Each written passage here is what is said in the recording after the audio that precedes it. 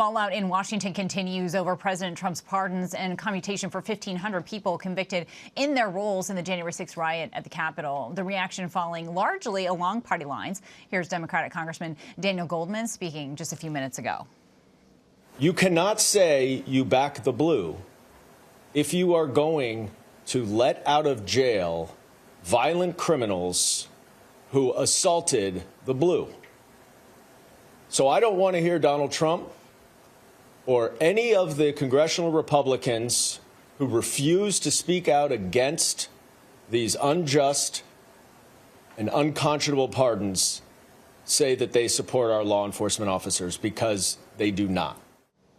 Well, Stuart Rhodes, the founder of the Oath Keepers, was serving an 18-year sentence for seditious conspiracy over his involvement in January 6th, and that is until, of course, Trump commuted his sentence. ABC's Rachel Scott spoke with him earlier today as he paid a visit to Capitol Hill. Do you have any regrets for any of your actions on January 6th? My actions? No, I didn't go in the Capitol. I didn't tell anybody else to go inside. We were here to do security for 2 permitted events on Capitol grounds. I regret that my guys went in. They blundered in along with everybody else. It doesn't make them criminals. It just makes them kind of stupid. All right, I want to bring in ABC's Jay O'Brien, who is live on Capitol Hill for us and has been covering this now for quite some time. So first of all, Jay, how are Republicans defending the president's pardons? Well, we've heard reaction from Republicans really split along. Some Republicans saying that they don't agree with the move. They're in the minority of Republicans who say that. There are other Republicans who say they wouldn't have done it, but Donald Trump has the pardon power, and therefore it's his power to exercise. And then there were other Republicans who are defending this move of the president's full bore, even defending the decision to pardon those violent January 6 defendants who were convicted of assaulting police officers, or in some cases, they're downplaying the violence of that day. That is what Congresswoman Marjorie Taylor Greene did to me when I caught up with her earlier on in the day. Here's that.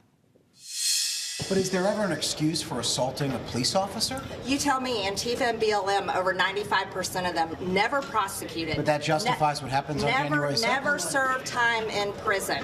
Never served time in prison. But does that justify the violence on January 6th? Pardons? Does that justify all Joe Biden's pardons? Murderers, rapists, Fauci, Milley, Biden crime family? Get some therapy. Seriously. So that was that exchange with Congresswoman Marjorie Taylor Greene. There are other Republicans who have just kind of refused to take the question of whether or not Trump should have pardoned those violent January 6 rioters. Kana.